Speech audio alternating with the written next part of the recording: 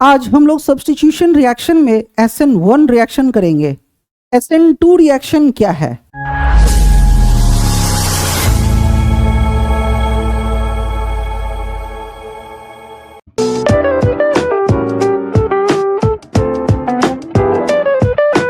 Good evening, एक बार फिर से आप सबका स्वागत है।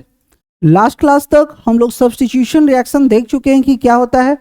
एक ऐसा केमिकल रिएक्शन जिसमें सबस्ट्रेट का कोई एटम या तो इलेक्ट्रोफाइल से रिप्लेस करता है या तो न्यूक्लियोफाइल से।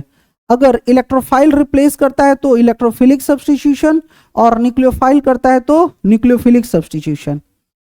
न्यूक्लियोफिलिक सब्स्टिट्यूशन एलिफेटिक हैलाइड्स के साथ करते हैं और इलेक्ट्रोफिलिक सब्स्टिट्यूशन हम एरोमेटिक हैलाइड्स के साथ करते हैं।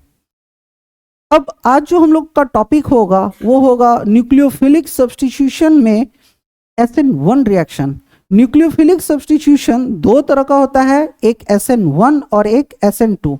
तो हम लोग स्टार्ट करेंगे SN2 से। लिखिए SN2 रिएक्शन।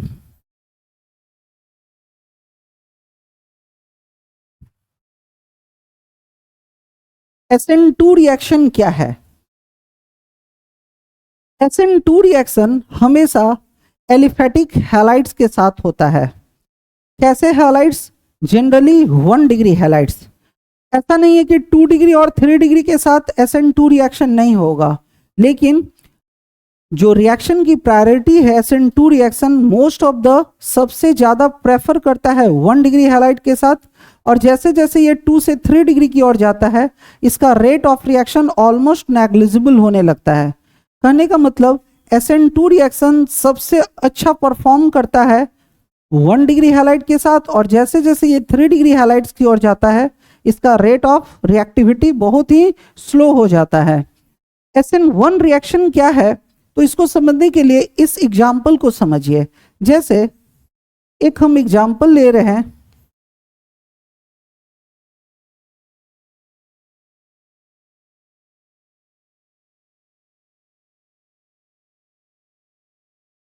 एक एग्जाम्पल हम लेते हैं। इस एग्जाम्पल में जो मेरा सबस्ट्रेट है वो एक 1 डिग्री हैलाइड है। सबस्ट्रेट कैसा है? तो 1 डिग्री हैलाइड। देखिए ये हैलोजन है। हैलोजन इस कार्बन से जुड़ा हुआ है तो इसका सोर्स कार्बन ये होगा, और सोर्स कार्बन अकेला है तो ये कैसा हैलाइड होगा? 1 डिग्री हैलाइड। सबस्ट्रेट मेरा कैसा है? 1 डिग्री हैलाइड। और मेरा जो अटैकिंग रिएजेंट है वो कौन है? NOH। अटैकिंग रिएजेंट कौन होता है? कोई एसिड, बेस या सॉल्ट। और जो मेरा मीडियम है वो हीट है, ठीक है ना। अगर अब कोई पूछे कि यहाँ पे कौन सा रिएक्शन होगा, तो यहाँ पे हमेशा SN2 रिएक्शन होगा। कैसे होगा? तो आपको इसका मैकेनिज्म अभी बताते हैं हम। सबसे पहले SN2 रिएक्शन होता कहाँ है? अभी इंट्रोडक्शन चल रहा है इसका। SN2 रिएक्शन हम हमेशा 1 डिग्री हैलाइड के साथ करते हैं। कैसे halides? Aliphatic halides. SN2 reaction हमको कहाँ करना है? जब कभी भी हमको 1 डिग्री हैलाइड्स मिलता है। क्लियर है? तो सबसे पहले इसका एक छोटा सा इंट्रोडक्शन लिखते हैं, फिर इसके मैकेनिज्म को देखते हैं। लिखिए इस रिएक्शन को ऐसे लिखिए और लिखिए SN2 reaction generally occurs with 1 degree aliphatic halide।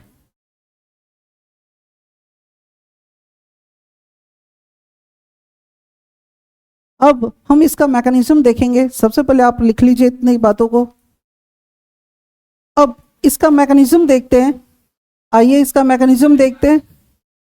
नहीं हुआ तो जल्दी करो। एक लाइन लिखने में इतना टाइम लग रहा है।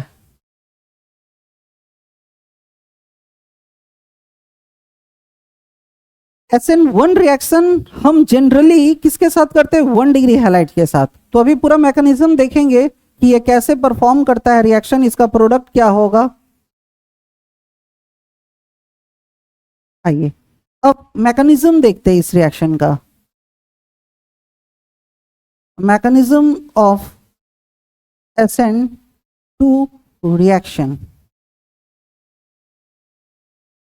जैसे होता क्या है, इधर से देखिए, जैसे मेरा जो सबस्ट्रेट कभी भी जब 1 डिग्री हैलाइड होता है, सबस्ट्रेट कोई 1 डिग्री हैलाइड है और वो किसी अटैकिंग रिएजेंट से रिएक्शन करता है, जैसे इस केस में ये NOH के साथ रिएक्शन कर रहा है हीट के प्रेजेंस में, कोई जानना चाहता है कि इसका प्रोडक्ट क्या बनेगा।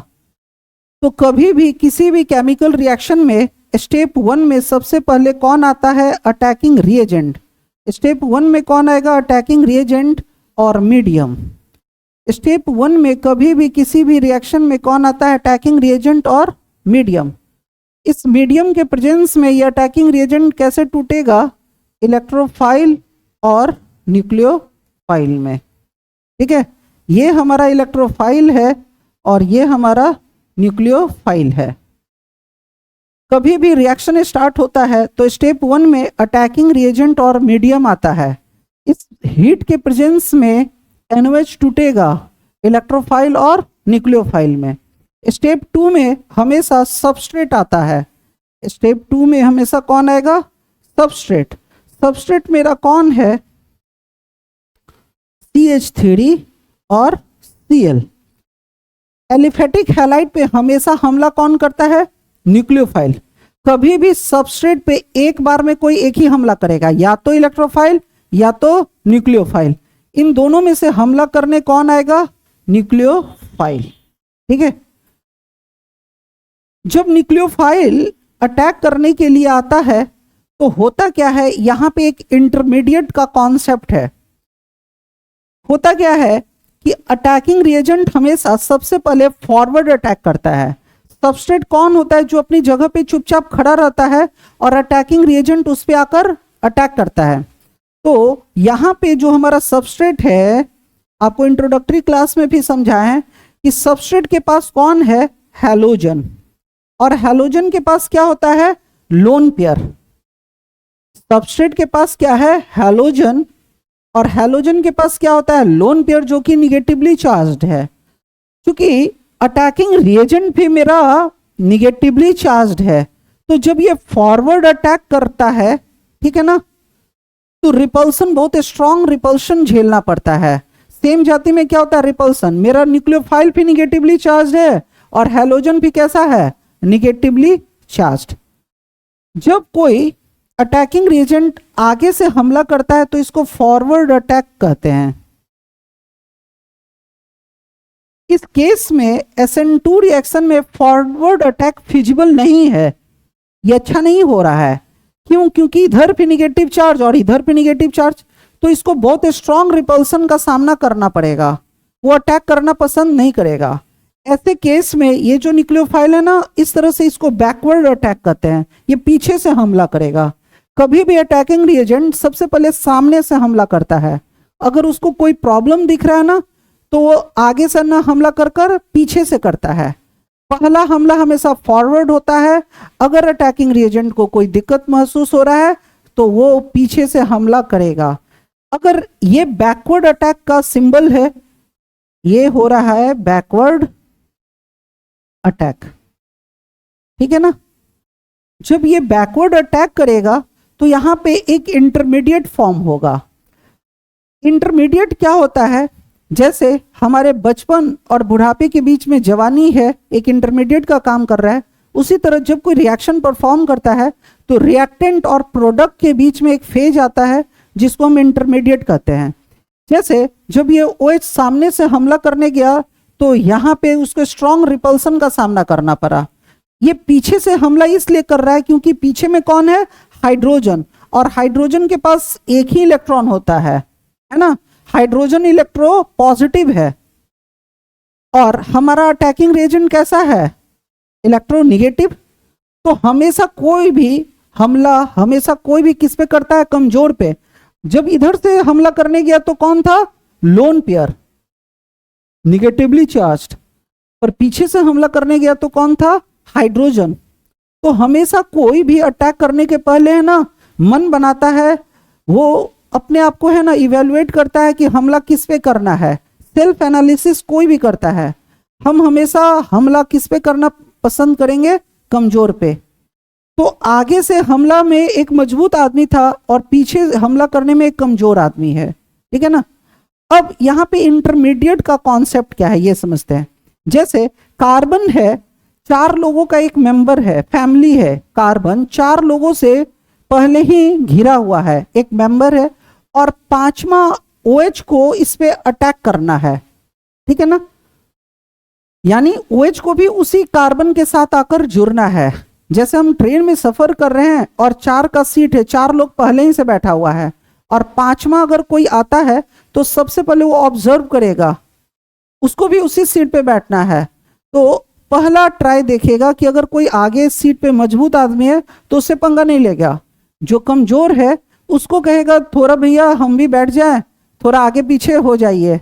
या ऑटो में हम गए बैठने, पहले से 3 लोग बैठा हुआ है तो ड्राइवर क्या कहता है, भैया थोड़ा आगे पीछे हो जाइए, एक और पैसेंजर आ जाता है तो थोड़ा इसको भी एडजस्ट कर लीजिए। इस एडजस्टमेंट में होता क्या है, जैसे 3 लोग ऑटो में पहले से बैठा हुआ है और चौथा कोई आया, ड्राइवर बोल तो दिया कि थोड़ा सा आगे पीछे हो जाइए। उस केस में क्या होता है, जो पहले से बैठा हुआ था और जो नया पैसेंजर आया, पहले तो आराम से आगे बैठेगा, धीरे धीरे वो अंदर घुसना शुरू करता है ना। और जो पहले से बैठा हुआ था वो धीरे धीरे आगे आना शुरू करता है, मतलब सब आगे पीछे होना शुरू करता है। कुछ इस तरह से जैसे कार्बन पहले ही से 4 लोगों से घिरा हुआ था और जब OH को आना है तो क्या होगा, इधर देखिए, कार्बन पहले ही से 4 लोगों से क्या हुआ था, घिरा हुआ था। अब वो सिकुड़ना चालू करेगा, एडजस्टमेंट करेगा। ये जो 2 हाइड्रोजन है ना, इस तरह से सिकुड़ कर ऊपर आ जाएगा, एक हाइड्रोजन नीचे, और ये जो OH था वो धीरे धीरे एक ब्रोकन बॉन्ड के सहायता से घुसना चालू करेगा और धीरे धीरे Cl बाहर होना शुरू करेगा। कार्बन पहले ही से क्या था, 4 लोगों से घिरा हुआ था, और जब OH को आना है ना तो ये 2 हाइड्रोजन क्या होता है, सिकुड़ जाता है, ऐसे OH को आने के लिए जगह देता है। OH जो आएगा एक निगेटिव चार्ज लेके आएगा, एनर्जी लेकर, ये अपना सारा इलेक्ट्रॉन किसको ट्रांसफर करेगा, कार्बन को, और कार्बन किसको पुश कर देगा, क्लोरीन को। ये अपना सारा एनर्जी किसको दे देगा, कार्बन को, और कार्बन अपनी सारी एनर्जी किसको दे देगा, क्लोरीन को, ठीक है ना। ये अपना सारा एनर्जी किसको दिया, इसको, बात समझ में आया। और ये अपना सारा एनर्जी फाइनली किसको दे देगा, इसको। जैसे हो क्या रहा है कि कार्बन पहले 3 हाइड्रोजन से जुड़ा हुआ था और एक क्लोरीन से। क्लोरीन कैसा होता है, निगेटिवली चार्ज, और जो आ रहा है वो भी निगेटिवली चार्ज है। तो प्रकृति का नियम क्या है कि अगर एक निगेटिव वाला आ रहा है तो एक निगेटिव वाले को जाना होगा, क्योंकि रिएक्शन हमेशा चार्ज को बैलेंस कर कर होता है। जैसे हम ट्रेन में 4 लोग पहले से बैठा था, एक और आदमी आया तो बाकी पैसेंजर क्या किया, खुद को एडजस्ट किया। अब डॉटेड लाइन का मतलब है OH धीरे धीरे कहां घुस रहा है, कार्बन के तरफ, और Cl धीरे धीरे बाहर जा रहा है। मतलब OH अपना जगह बना रहा है और धीरे धीरे निकलना किसको पड़ रहा है, क्लोरीन को, क्योंकि एक माइनस वाला आ रहा है तो एक माइनस वाला को जाना होगा। OH बहुत सारा एनर्जी लेके आया और पुश किया किसको, कार्बन को। कार्बन अपना सारा इलेक्ट्रॉन किसको दे दिया, क्लोरीन को। आपको लास्ट क्लास में भी होता है, क्लोरीन के पास लोन पेयर होता है, वो बहुत एनर्जेटिक होता है। तो इस तरह से OH जब पूरा एनर्जी से किसको पुश किया, कार्बन, और कार्बन पूरा पुश कर दिया क्लोरीन को। कुछ समय बाद क्या होगा, अगले फेज में क्या होगा, OH पूरी तरह से अंदर बैठ चुका होगा और क्लोरीन को बाहर निकलना होगा, कुछ इस तरह से। कुछ समय के बाद क्या होगा, इस फेज को कहते हैं रिएक्शन इंटरमीडिएट। ये जो फेज है वो है रिएक्शन इंटरमीडिएट, ठीक है। कुछ समय के बाद क्या होगा कि फिर से सारे तीनों हाइड्रोजन क्या होंगे, आपस में ऐसे फैल फैल के बैठ जाएगा। OH यहां आ गया और Cl को बाहर निकलना होगा, क्योंकि एक माइनस वाला आया था और एक माइनस निकल रहा है। ये अपना सारा एनर्जी किसको दे दिया, इसको। तो जो देगा प्लस और जो लेगा माइनस, समझे। फाइनली क्लोरीन को निगेटिवली चार्ज्ड होकर बाहर निकलना पड़ेगा, और क्लोरीन के जगह कौन आ चुका है, कार्बन फिर से 3 हाइड्रोजन और एक निगेटिव वाले से जुड़ गया, पर इस बार निगेटिव वाला कौन है, OH। कहने का मतलब क्लोरीन को रिप्लेस कर कर कौन आ गया, OH। इसलिए एक सब्स्टिट्यूशन रिएक्शन है। सब्स्टिट्यूशन कौन किया है, न्यूक्लियोफाइल, इसलिए एक न्यूक्लियोफिलिक सब्स्टिट्यूशन रिएक्शन है। बच्चा एक पीछे मोबाइल चला रहा है, आप पूरी तरह से क्लास में कंसंट्रेट कीजिए। इधर देखो, अभी क्लास को ना डिस्टर्ब मत होने दो। हो क्या रहा है कि न्यूक्लियोफाइल जो है क्लोरीन को क्या किया, रिप्लेस कर दिया। अब मेरे पास बस एक ही बचा हुआ है, इस रिएक्शन में मेरा एक कंपोनेंट अभी भी बचा हुआ है, OH तो आ गया, Na+ बचा हुआ है। अब स्टेप 3 में क्या होगा, अब स्टेप 3 में क्या होगा, इधर देखिए Na+ बचा हुआ था, और ये जो Cl- है ये क्या बना लेगा, NaCl, ठीक है ना। इसलिए जो सब्स्टिट्यूशन रिएक्शन है वो एक न्यूक्लियोफिलिक है, क्योंकि हमला जो करता है ना उसी पे रिएक्शन का नाम पड़ता है। रिएक्शन में हमला कौन किया है, रिएक्टेंट पे हमला कौन किया है, न्यूक्लियोफाइल। Cl को हटाकर कौन आया है, OH। इस तरह ये एक न्यूक्लियोफिलिक सब्स्टिट्यूशन रिएक्शन है। सबसे पहले आप यहां तक लिख लीजिए, उसके बाद हम बताते हैं कि ये SN2 रिएक्शन क्यों है। उम्मीद है सबको यहां तक समझ में आया होगा। SN2 रिएक्शन में क्या होता है, सबस्ट्रेट जनरली 1 डिग्री हैलाइड होता है और इस पे न्यूक्लियोफाइल हमला करता है। सबसे पहले फॉरवर्ड डायरेक्शन में फॉरवर्ड अटैक करता है, जिसमें उसको थोड़ा प्रॉब्लम होता है। ऐसा प्रॉब्लम इसलिए क्योंकि ये भी निगेटिवली चार्ज और सामने हैलोजन है वो भी निगेटिवली चार्ज, इसलिए हमला ये आगे से न कर कर पीछे से करता है, बैकवर्ड अटैक, क्योंकि पीछे में कौन है, हाइड्रोजन।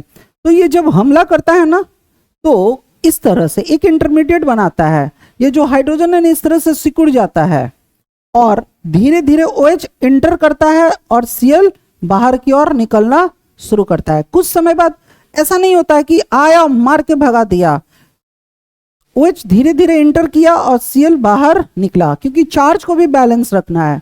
एक अगर निगेटिव वाला आ रहा है तो एक निगेटिव वाले को जाना होगा। अब इस रिएक्शन को हम SN2 रिएक्शन क्यों कहते हैं, तो कुछ बातें जो इस रिएक्शन को अलग बनाता है वो अब आपको समझाते हैं। आप सभी कोई ध्यान से सुनिए मेरी बातों को। सबसे पहला, SN2 रिएक्शन बहुत इजीली परफॉर्म करता है 1 डिग्री हैलाइड के साथ, ठीक है ना। मेरा सबस्ट्रेट कैसा होना चाहिए, 1 डिग्री हैलाइड। 1 डिग्री हैलाइड की वजह क्या है कि इस साइड में आगे तो हमला नहीं कर सकता है क्योंकि क्लोरीन है। अगर पीछे भी बहुत बल्कि ग्रुप होगा तो OH को आने में दिक्कत होगा, है ना। जैसे ये 2 डिग्री या 3 डिग्री होगा तो पीछे में कार्बन चेन बड़ा हो जाएगा, तो फिर OH को आने में दिक्कत होगा, अटैकिंग रिएजेंट को आने में दिक्कत होगा। 1 डिग्री के केस में क्या है, पीछे में कार्बन से सब कौन जुड़ा हुआ है, हाइड्रोजन, ठीक है ना। तो हाइड्रोजन को एडजस्ट करना इजी है, लेकिन अगर यही बल्कि ग्रुप रहता तो अटैक कराना हमारा मुश्किल हो जाता। तो SN2 रिएक्शन हमेशा 1 डिग्री हैलाइड के साथ बहुत अच्छा परफॉर्म करता है। अब केमिकल काइनेटिक्स में हम लोग कॉन्सेप्ट पढ़े कि अगर कोई रिएक्शन एक से ज्यादा स्टेप में होता है तो इसमें एक ही स्टेप है जो फिजिबल होता है, बाकी से हमारा लेना देना कुछ नहीं है। उनको सूडो रिएक्शंस बोलते हैं या सूडो स्टेप्स बोलते हैं। अगर कभी भी कोई केमिकल रिएक्शन एक से ज्यादा स्टेप में होता है तो जो स्लोएस्ट स्टेप होता है, जो सबसे धीरे गति से हो रहा होगा, वही हमारा काम का है, बाकी से हमको लेना देना नहीं है। केमिस्ट्री के सभी नियम जो है ना स्लोएस्ट स्टेप के लिए ही वैलिड होता है। जैसे ये रिएक्शन 3 स्टेप में हो रहा है, इसमें पहले स्टेप में हीट के प्रेजेंस में NaOH टूट रहा है, तो हमारे ऊपर है, हीट का कोई यहाँ पे कंडीशन तो नहीं दिया हुआ है, हम जितना ज्यादा हीट दे देंगे उतना जल्दी ये टूट जाएगा। लेकिन स्टेप 2 में क्या हो रहा है, एक न्यूक्लियोफाइल आएगा, पहले आगे से अटैक करने की सोचेगा, कोशिश भी करेगा, लेकिन उसमें वो नाकाम हो गया, फिर वो पीछे से अटैक करेगा। अटैक जब करेगा तो उसको समय लगेगा, OH धीरे धीरे इंटर कर रहा है और Cl धीरे धीरे बाहर निकल रहा है। इस तरह हम देख रहे हैं कि स्टेप 2 में बहुत ज्यादा समय बीत चुका होगा। जो स्टेप 3 है, दो आयंस आपस में जुड़ रहा है, तो दो आयंस तो प्लस माइनस के अट्रैक्शन से जुड़ता है, तो कोई भी आयोनिक रिएक्शन है ना बहुत फास्ट होता है। ये सबसे फास्ट होगा, ये सबसे फास्ट होगा, या फास्टेस्ट बोलेंगे, ये सबसे फास्टेस्ट स्टेप होगा, क्योंकि आयंस आपस में जुड़ना, वो प्लस माइनस वो खुद फटाक से जुड़ जाएगा। ये स्टेप हीट पे डिपेंड करेगा, जितना जल्दी हीट दे देंगे, जितना ज्यादा देंगे उतना जल्दी ये हो जाएगा, तो ये भी एक फास्ट स्टेप है। लेकिन स्टेप 2 में बहुत समय लगा होगा। न्यूक्लियोफाइल पहले आगे से अटैक किया होगा, पीछे से अटैक किया होगा, फिर एडजस्टमेंट हुआ होगा, फिर फाइनली OH इंटर किया होगा और Cl को छोड़ना पड़ा होगा अपनी जगह को, तो इसमें टाइम लगा है। तो सबसे स्लोएस्ट स्टेप कौन होगा? ये। फिर से आपको बताएं, केमिस्ट्री कहता है कि अगर कोई रिएक्शन एक से ज्यादा स्टेप में हो रहा है तो जो सबसे स्लोएस्ट स्टेप होगा वही रेट डिटरमाइनिंग स्टेप होता है, या यूं कहें तो केमिस्ट्री के जो नियम है ना इसी स्टेप के लिए काम आता है। इसको ट्रू स्टेप कहते हैं, बाकी स्टेप को सूडो स्टेप्स कहते हैं। बाकी रिएक्शन या बाकी स्टेप से हमारा कोई लेना देना नहीं है। जो स्टेप टू हमारा इस केस में है वो स्लोएस्ट स्टेप है। केमिस्ट्री के सारे नियम इसी के लिए काम करेंगे। अब हम देखते हैं कि स्लोएस्ट स्टेप में रिएक्टेंट के दो मॉलिक्यूल्स पार्टिसिपेट कर रहा है, एक सबस्ट्रेट और एक न्यूक्लियोफाइल। केमिकल काइनेटिक्स कहता है कि अगर किसी केमिकल रिएक्शन में रिएक्टेंट के दो मॉलिक्यूल्स पार्टिसिपेट कर रहे हैं तो इसका ऑर्डर कितना होगा? 2। इसलिए चूंकि ये इस रिएक्शन में न्यूक्लियोफाइल सब्स्टिट्यूट कर रहा है तो ये एक न्यूक्लियोफिलिक सब्स्टिट्यूशन है ऑफ सेकेंड ऑर्डर, क्योंकि स्लोएस्ट स्टेप में रिएक्टेंट के दो मॉलिक्यूल्स पार्टिसिपेट कर रहा है, एक सबस्ट्रेट और एक न्यूक्लियोफाइल। इसलिए SN2 रिएक्शन को बोलते हैं nucleophilic substitution of order 2। SN2 nucleophilic substitution of order 2। Order 2 का मतलब फिर से हमारे स्लोएस्ट स्टेप में रिएक्टेंट के दो मॉलिक्यूल्स पार्टिसिपेट कर रहा है, एक सबस्ट्रेट और एक न्यूक्लियोफाइल। अगर एक करता तो इसका ऑर्डर 1 होता, अगर 3 करता तो ऑर्डर 3 होता। क्योंकि अभी दो रिएक्टेंट के मॉलिक्यूल्स पार्टिसिपेट कर रहे हैं इसलिए इसका ऑर्डर कितना होगा? 2। क्योंकि हमला कौन किया? न्यूक्लियोफाइल। हैलोजन को हटाकर न्यूक्लियोफाइल आया तो न्यूक्लियोफिलिक सब्स्टिट्यूशन। स्लोएस्ट स्टेप में रिएक्टेंट के दो मॉलिक्यूल्स पार्टिसिपेट कर रहे हैं इसलिए इसका ऑर्डर कितना होगा? 2। सही है।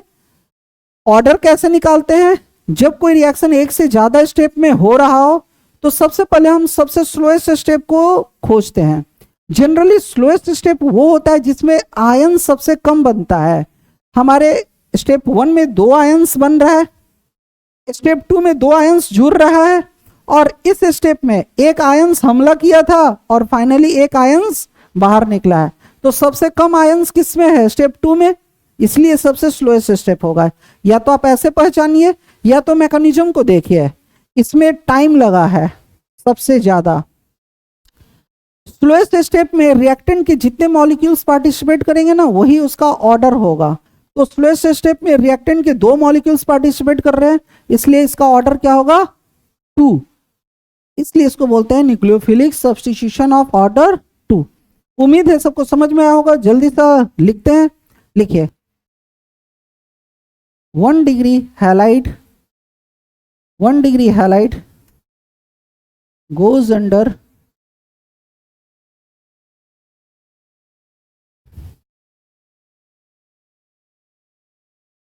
SN2 reaction in case of 1 degree halide, SN2 reaction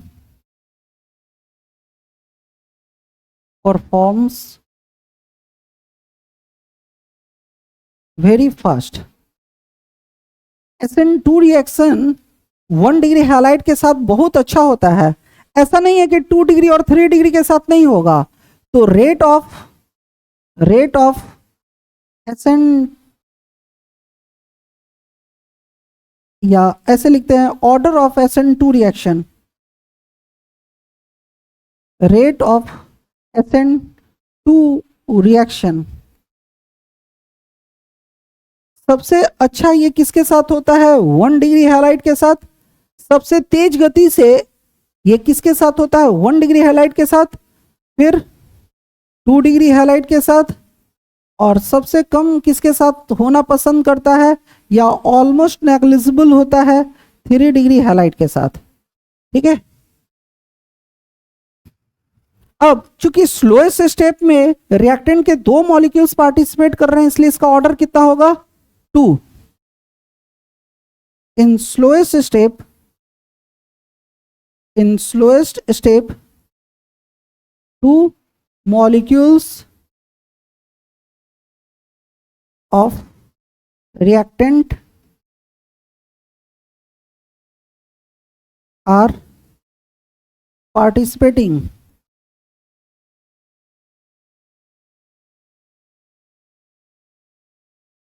Therefore,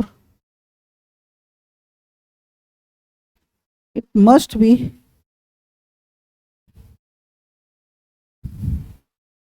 second order reaction.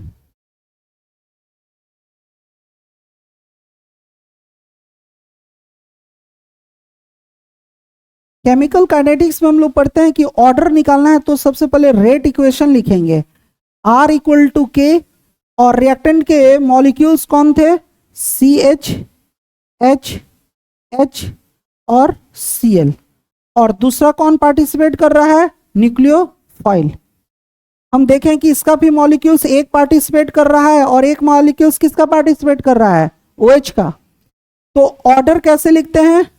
Order equal to होता है किसी भी रेट इक्वेशन में जो ये पावर है उसका सम। ऑर्डर हमारा 1 + 1 कितना हो गया? 2। इसलिए 1 डिग्री हैलाइड को हमेशा हम लोग किस नाम से जानते हैं? SN2 रिएक्शन के नाम से, क्योंकि 1 डिग्री हैलाइड जो है, देखिए 1 डिग्री हैलाइड है और ये ऑर्डर कितना रख रहा है? 2। आप यहां तक लिखिए। अब उम्मीद है सबको समझ में आ गया होगा। 1 डिग्री हैलाइड हमेशा SN2 मैकेनिज्म को फॉलो करता है। क्यों? क्योंकि इसमें रिएक्टेंट के स्लोएस्ट स्टेप में 2 मॉलिक्यूल्स पार्टिसिपेट कर रहा है, एक सबस्ट्रेट और एक न्यूक्लियोफाइल। इसको हम इस तरह से भी लिख सकते हैं, ये बहुत सारे एग्जाम में आपको पूछेगा, ठीक है ना। रेट इक्वल टू हम क्या लिख सकते हैं? के, पहला मॉलिक्यूल्स मेरा कौन था? सबस्ट्रेट, और SN2 रिएक्शन में पहला मॉलिक्यूल्स हमेशा कौन पार्टिसिपेट करता है? सबस्ट्रेट, और दूसरा मॉलिक्यूल्स कौन करता है? न्यूक्लियोफाइल्स। ठीक है ना। इसलिए इसका ऑर्डर क्या होगा? 2। क्योंकि हमला न्यूक्लियोफाइल कर रहा है तो न्यूक्लियोफिलिक सब्स्टिट्यूशन ऑफ ऑर्डर 2। इस तरह SN2 रिएक्शन का पूरा नाम क्या हो जाएगा?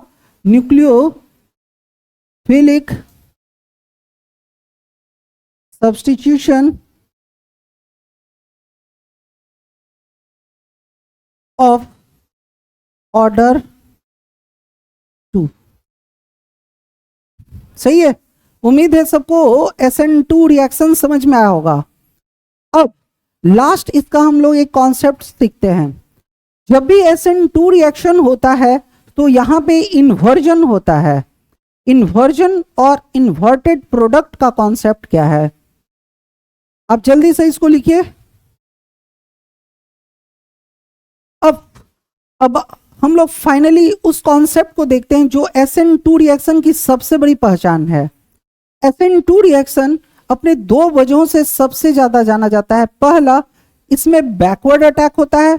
आप हमेशा याद रखिए, जब कभी भी कहीं भी सबस्ट्रेट पे बैकवर्ड अटैक होता है ना, तो वहां पे इन्वर्टेड प्रोडक्ट बनता है। इन्वर्टेड प्रोडक्ट का मतलब होता है कि रिएक्शन के दरमियान सबस्ट्रेट अपना स्पेस अरेंजमेंट चेंज कर चुका होगा। जैसे रिएक्शन के पहले कोई इस डायरेक्शन में है तो रिएक्शन के बाद उसका डायरेक्शन इस तरह हो जाएगा। ठीक है ना।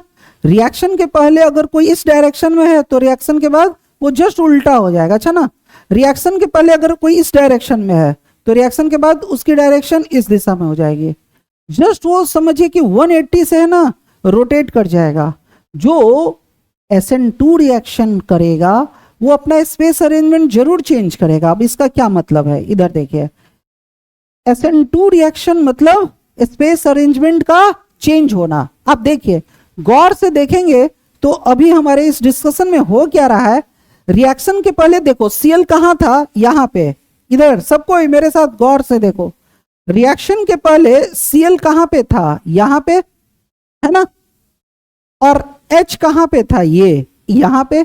रिएक्शन के बाद देखो CHH, ये तीनों अपनी जगह पे है ना, ये H यहां आ चुका है, ये H यहां आ चुका है, इधर देख पलट गया है, H इस डायरेक्शन में था, अब H कहां आ चुका है, इस डायरेक्शन में।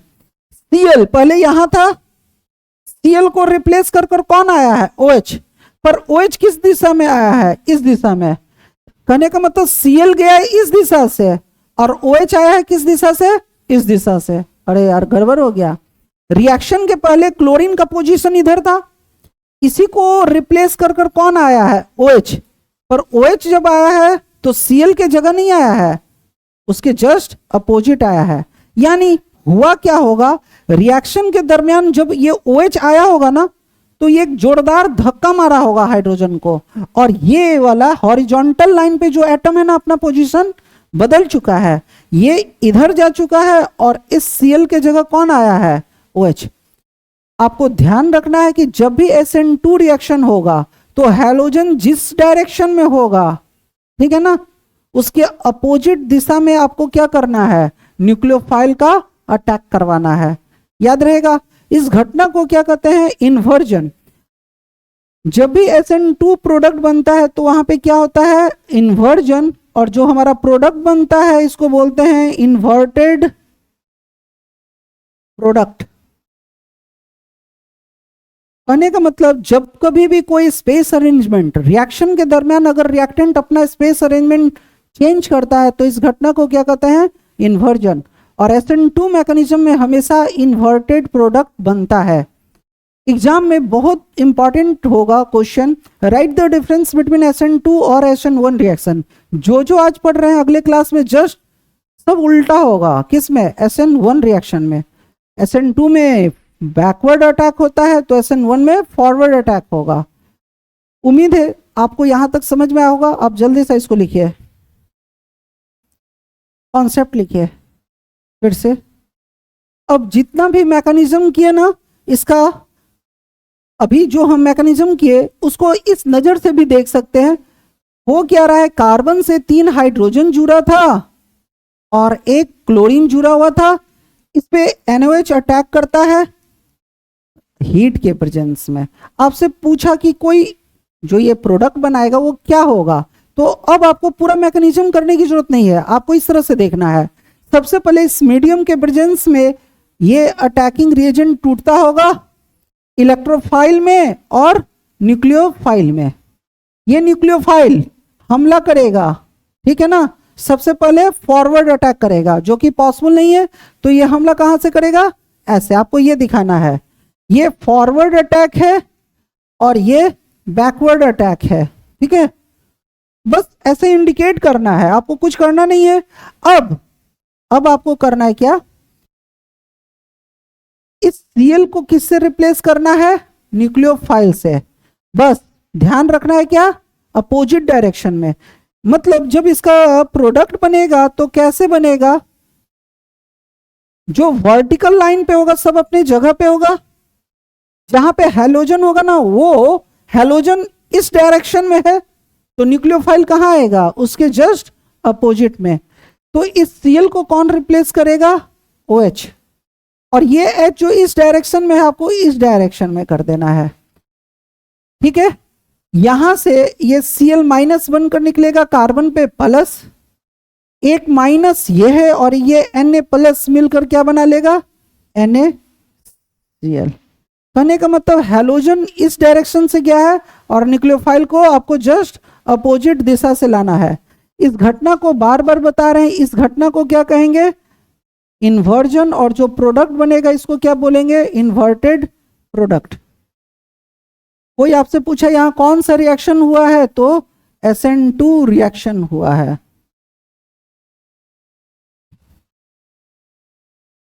आइए क्वेश्चन करते हैं। क्वेश्चन लिखिए, rate of SN2 will be negligible in। आपको बताना है इसमें SN2 रिएक्शन सबसे नेग्लिजिबल रेट से किसमें हो रहा है।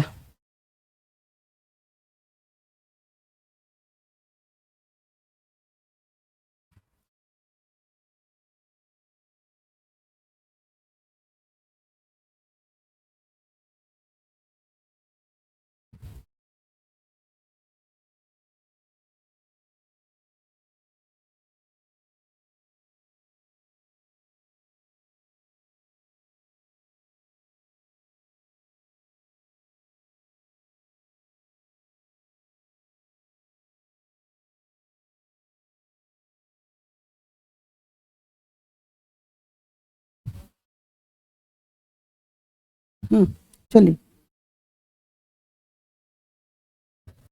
इस क्वेश्चन में बोल रहा है कि SN2 रिएक्शन सबसे स्लो स्टेप, सबसे स्लो गति से किसमें हो रहा होगा, रेट किसमें नेग्लिजिबल है। तो सबसे पहले हम देखते हैं कि ये जो मेरा हैलाइड है, ये जो हैलाइड है ये कैसा है, 2 डिग्री, ये 2 डिग्री हैलाइड है। ये हैलाइड कैसा है, 2 डिग्री। ये वाला हैलाइड कैसा है, ये सोर्स कार्बन है। सोर्स कार्बन कितने कार्बन से जुड़ा हुआ है, 3, तो 3 डिग्री हैलाइड है। और ये हैलाइड मेरा कैसा है, 2 डिग्री। तो अभी पढ़े हैं कि SN2 रिएक्शन सबसे स्लो स्टेप से कहां होता है, या ऑलमोस्ट नेग्लिजिबल कहां रहता है, 3 डिग्री हैलाइड पे। नेक्स्ट क्वेश्चन लिखिए,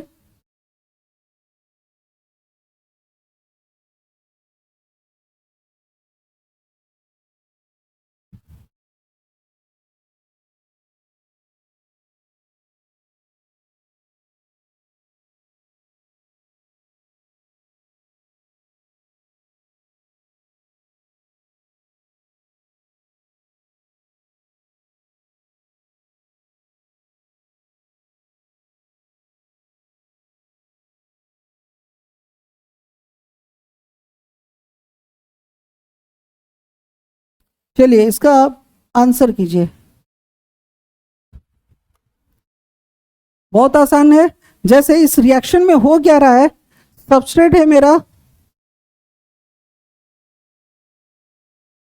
कोई पूछा कि इस रिएक्शन का क्या प्रोडक्ट बनेगा, तो सबस्ट्रेट क्या है, एक एलिफेटिक हैलाइड है। सबस्ट्रेट क्या है, एलिफेटिक हैलाइड। अटैकिंग रिएजेंट कौन है, सोडियम आयोडाइड, और मीडियम कौन है, एसीटोन। तो एसीटोन के प्रेजेंस में सबसे पहले प्लस माइनस में टूटा होगा, है ना। और हमको क्या बनाना है, SN2 प्रोडक्ट। SN2 प्रोडक्ट में क्या होता है, न्यूक्लियोफाइल किसको सब्स्टिट्यूट करता है, हैलाइड को। मेरा हैलाइड इसमें कौन है, ब्रोमीन है। ब्रोमीन को कौन रिप्लेस करेगा, आयोडीन। पर आपको ध्यान में क्या रखना है कि हैलोजन जिधर से जाएगा, न्यूक्लियोफाइल जस्ट उसके अपोजिट डायरेक्शन से आएगा। तो इसका प्रोडक्ट हम कैसे बनाएंगे, CH3। देखिए आयोडीन इधर आ जाएगा और यहां का H किधर चला जाएगा, इधर। बाकी सब अपने जगह पे रहेगा।